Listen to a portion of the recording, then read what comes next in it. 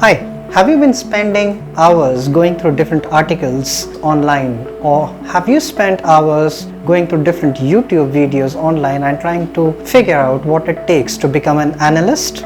Or are you someone who knows a bit of Excel but is really trying hard to get his work done real quick when you're working in Excel? Then do watch this video till the end. And if you follow the 5 Excel tips that I will be covering in this video, I'm sure you would be able to not only get your work done in Excel a lot more quick and also be one more step pretty close to becoming an analyst. Hi, my name is Sabya and I help companies manage and analyze their data.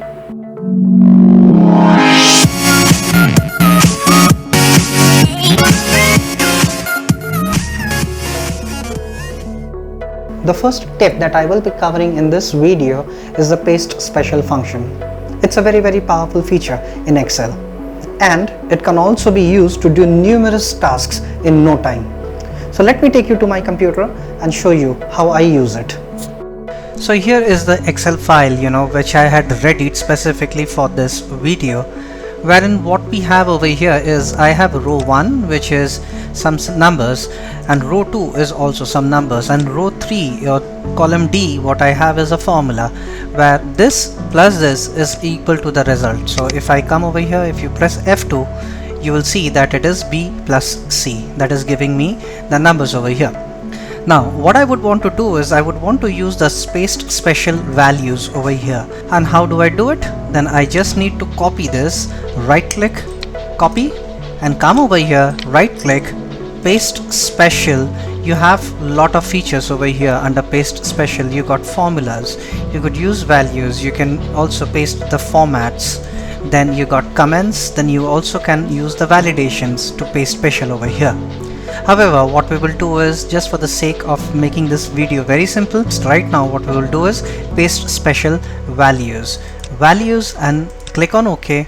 Immediately just the values come over here, no other things, not even the formats, not even anything comes over here.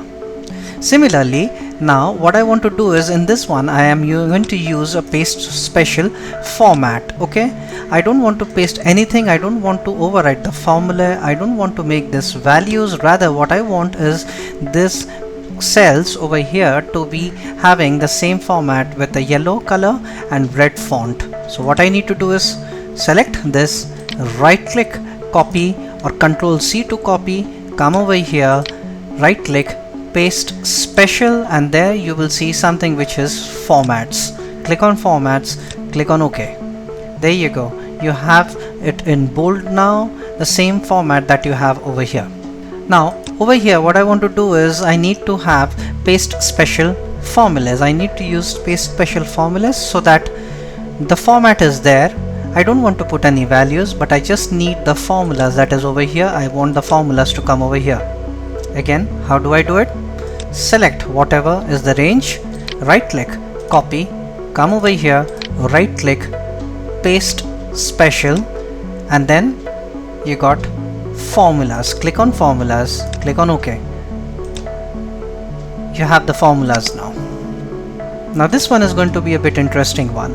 So what we are going to do is, in this cell over here, in this cell range over here, we are going to put the values, then we are going to put the formats, and then later on we also want to put the formulas. So how do we do it? Simple. Select everything, right click, copy, come over here, right click, paste special. The first thing we will do is, what we have over here is values. So let's click on values and click on OK. So if you click on this right now, there is only values over here. It does not have any formulas. Now if you want to have the formulas as well, what you need to do is you need to right click on this again, paste special, formulas. Now you will also have the formulas, and the formats are already there. So, or in case if the format was not there, right click, come over here, right click, paste special, formats, click OK. The format would also come over here in case if it does not have the formatting already. The other thing that you could do is you could also use the paste special a lot to transpose the things. So transpose means that you have the numbers in a vertical order, and transposing it will help you get the numbers in a horizontal format. So like this over here. I have this template over here. Now what we need to do is we would want to paste only the values horizontally, the same numbers that we have here. So how do we do it? Select all those numbers, right click, copy, come over here, right click, paste special values, and then also at that same time the last option that you see over here, which is transpose, you click on transpose, click OK. You see the values coming over here. Similarly, now what we want to do is we need to have the formulas over here in a transposed fashion. Now I'm not going to select everything and copy because it is already copied, and in my all you need to do is right click, paste special formulas, and we also want it to be transposed. Click on transpose, click OK. There you go, you already have the formula over here. The last thing that we will see is transpose, and then we will also transpose not only the values but also the formats. So how do we do it? Select this, I'm right clicking on it, copying it, right click, and then paste special values, transpose, OK. Again right click, paste special formats, and then transpose, click OK. Simple. So this is how I normally tend to use paste special feature in Microsoft Excel. It is a very dynamic thing. So after paste special, I think the second one I would cover is the pivot table. According to me, pivot table is the backbone of all the analysis. It is the mother of all analysis tools. And I use pivot table extensively before I really get into the data and look into the anomalies, because it really helps me get a very high level overview of what exactly I'm getting into. Now say for example, this is the data that we have. So what does the data comprise of? This data comprises some dates, then I got regions, then I got representative name, items, the units, the unit cost, and the total sales or the total amount of sales that was done. Now I need to do a bit of analysis, a pre-analysis I call. What you could do is you could select the entire data, and how do you do it? The shortcut is Control A, you do it once so the entire data set is selected, or you could select the entire thing manually. Once the data is selected, hit on insert, and then you got pivot table, click on pivot. Now what I want to do is I don't want a new sheet, rather what I would do is I would just insert a pivot table over here in column J somewhere. So existing worksheet and the location, click over here, and then in column J I select it like this and click OK. Simple. Since you do not have anything in the pivot table yet, that is the reason we see it like this. Now we need to have some data over there. Let me look at the way the regions have done. The region performance has been done. So let me select regions in the rows, and then I want to see the total sales. I come over here, sum of all the total. Immediately I can see that my total sales is 11,137, and of which Central did the most, which is 5,552, and the East did 5,213. A pretty simple analysis. Now if I just want to see with the name of the representative, I can come over here, select the representative's name and drop it down over here, and then with the total I can see immediately that Jonas did the most number of sales, followed by Smith, then by Kevil, and then so on. Now it becomes a bit difficult to understand who is the person who did the maximum number of sales, because you got so many numbers over here. That time the very important thing or the very simple thing that you could do is sort out this list. How do you sort it out? Just select any of the data points that you have over here, click on data, and then you click on sort, and then how would you want it to be sorted? Smallest to largest or largest to smallest? I normally keep it largest to smallest so that the largest number is on the top. So here you see parent is the person who did the most number of sales, but we couldn't actually see it because Jonas was more prominent in this list, whereas it was actually parent. So use pivot, and also for better results try to sort it out. Another way of doing it is, now say for example you want to take this out and you want to see, so how much is the sale of all the items. So over here we see binders was sold the most, and then closely followed by pen set and pencils. So again, as I said earlier, pivot is a very important tool which can be used for initial analysis before you really dig into the data.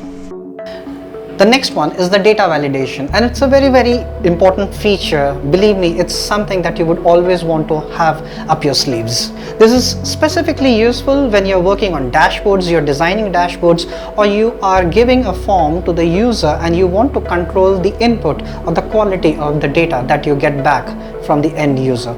So let's go to my screen again and I will show you how I do data validation in Excel. So for data validation, I have again readied a simple Excel template which we can use, or which we will do some exercise upon. Now here I got the name of the representatives and I just want to put in their attendance. So the attendance could be anything, right? So if you have, you can also put in present, absent. It can be present, it could be absent, it could be NA, it could be yes, it could also be no. Now once you start getting the data in so many different formats, it becomes very difficult for you to analyze it properly. Very important that you have the data in a very ordered way so that it becomes easy for you to analyze later on. So for that, what we could do is we use the data validation feature. How to use it? Now I have the data set over here. Now I want people to only be able to enter either present or absent, nothing else. So for that, what we do is select all these rows, whatever the range is, select it, and there you need to click on data, and once you click on data, you have something over here which says data validation. Click on data validation. Once you click on data validation, under the settings tab you have any value, which we don't want it definitely, we rather want it to have a list. So let's click a list. Now inside the list there will be two options that I want to give users. One is present, present, present, comma. The second one I want to give them absent, absent, absent. Finished, just the two options, and then you click on OK. Once you click on OK, you will see if the cell is selected, you will immediately see a drop down option which is either present or absent. People will only have to use present or they will only have to use absent. Now if they try to type in anything, yes, it won't take it. It will immediately give a message, error message. So that's the beauty of using data validation. You can control the inputs that you get. I got another form over here which is the employee data. Now if you have asked your employees to update a form and give it back to you, you can also control what is the information that they give you. Now say for example name, you don't want to control the name, you can leave this blank over here, or the way it is you can leave it as an open-ended question. Age definitely is something you can control.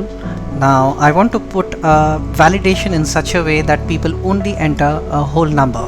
Again, what we do is data validation, any value, no, I want to use whole number. I click whole number, and it also gives me an option to select from the various things that I have over here, between. So I will put between 20, minimum age should be 20 and the maximum age should be 60. I know that everyone in my organization is either above 20 or less than 60 years of age. That is the reason I select these two criterias and click on OK.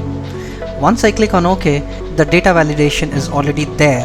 What we do is, now let us try it out. Now I try to put in the age as 10 years. Let's see what happens. It says, it immediately gives me an error message. No, you cannot do it. Now let me try out 21. Yes, it gives me that option. Now let me try out 61. It won't give you. Let me try out 59. Yes, it should, and it does. So that is how you can use validation over here.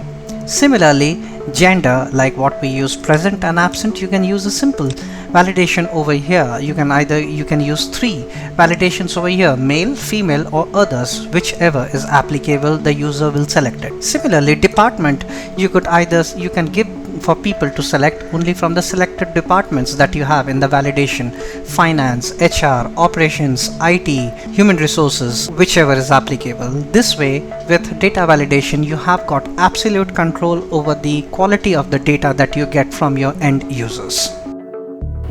The next comes Vlookup. I think Vlookup is the most important formula in Microsoft Excel. So you ask any analyst who works with Excel or works with data the importance of Vlookup, and everyone will say yes, Vlookup is the most important formula. I have a pretty simple and a straightforward way of using Vlookup formula whenever I'm working on my analysis.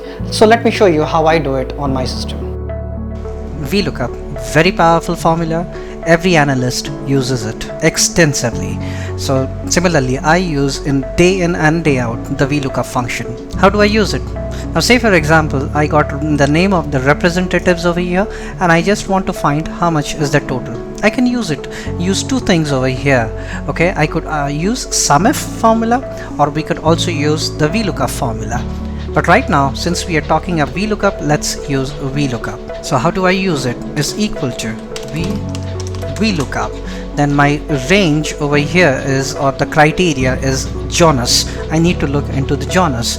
So select that, comma, and then Jonas is over here, and then I got items, so I will select the data set. Now this time when I select the data set, I just don't select this much of the data, because that way I make it constant, so that whenever I move the formula up and down, my range does not move all at the same time. Rather, what I do is I select the entire column itself, because I know that range, though I move up and down in this formula, I don't need to make anything constant. Rather, my column will always stay constant irrespective I'm in row number 1 or I am in row number 10. Then what I do is I just put a comma and then count where is my data set. So it is in column H. So 1, 2, 3, 4, 5. How do I do it? Let me do it. So 1, 2, 3, 4, 5, comma. I don't put a 0 or 1 after that, I just close my bracket. Now I have this formula over here. What I could do is, if I use the mouse, then I could drag and drop it over here. Simple. Or the other way to do it is, I normally do it as select everything and paste. Simple. Very quick. So I now know Jonas made total sales of 189 altogether, and Smith made total sales of 250. Similarly, there will be instances wherein you don't have the data, or you don't have to put the data vertically always. Now I need to use it horizontally. How do I do it? This time when I do it is, I know I want to use Vlookup is equal to Vlookup. My criteria is John's, that's the name. I select everything. Again, I go up, I select from here to here, select everything, comma, and then I need it to be in row number 5, which is this one, 5, comma, 0. Hit enter. I got the first entry, but again this time when I start moving it, every time the value changes, because this time the row range has shifted to the right. Again, the next time I do it, it shifts one more column to the right. Avoid that. What I need to do is I just need to make this constant. Select D to H, hit F4 on your keyboard. Once you will see a constant automatically applied. Or what you could do is you could manually make it constant by typing a dollar over here and another dollar over here. It becomes constant. So now if you just drag this formula till the end, you will see everything is now constant and the formula is working properly. Next comes is the charts. Charts visually help you to tell a story. So now you guys would be wondering, what has got story to do with analysis? Well, then let me tell you what the real job of an analyst is. An analyst is required to dig into the data. Now this data could be historical data or a real-time data. I'll cover later on what is historical and what is real-time data. And after getting into the data, and should be able to tell the reasons why the performance has gone down. And while using charts, the most important thing is you need to know what exactly you're trying to convey to the people. So for now, let's keep it simple, and I will take you to my computer and show you how I tend to use charts in Excel. So I have the same data which I had used earlier. So what I did is I just used SUMIF to calculate the total sales done by the representatives, the total sales done within different regions, and also the total sales done for each item that was sold. So now what I want to do is I want to use charts in a very effective way so that I could just tell a story. For that, what I normally do is I just select the data set. The first data set that I want to use is the table, that is this one, reps, the representative and the total sales. Then what I do is insert, and then you come over here, you can select charts. You can select this chart, which is a very standard chart, and it's so very easy to do it. Though the chart is telling me a lot of things, like parent is the person who did the highest number of sales, closely followed by Jonas. Then I got Kelvin, Kivil, and then Smith, and so on and so on, but that is really not helping me do a complete analysis. That is really not helping me as a user. I would want to make it a bit more simple. How do I do it? You would rather want to sort this entire list over here. Let us select this entire column, this entire table over here, and then we click on data, and let us sort this out and click on totals, and let us select it from largest to smallest. Let's see how it behaves. Once we do this, we have parent on the top, Jonas followed, and then the third, fourth and fifth performer. Now if you look at it, the graph is so much linear, and it really helps to understand who is the top performer. Your users are really not distracted by looking to the right and then to the left and then again somewhere in the middle to find out who the third performer is. Very simple, very easy. Now let's look at this data that we have over here, region.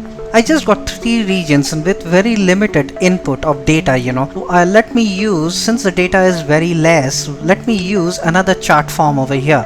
Maybe a pie chart, a simple but a very effective one, a very easy to understand when the number of data sets are very less. If I look into this, so I got central, which is the maximum, then followed by east, and then west is the least.